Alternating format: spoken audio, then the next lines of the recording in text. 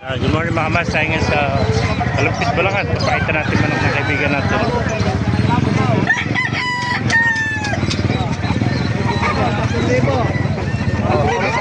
Yan, yan, no? 3,000 ano, 3,000. Binayaran na to, binalik lang. Ayun, 3,000. Pwede mawakan. Konti ng manok yung kamaster.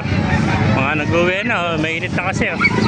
Agaan nyo mga kamaster hanggang alas 8 lang rito. Pag alas 9, kukunti na manok. Yan. Yung mga manok dito sa Kalumpit.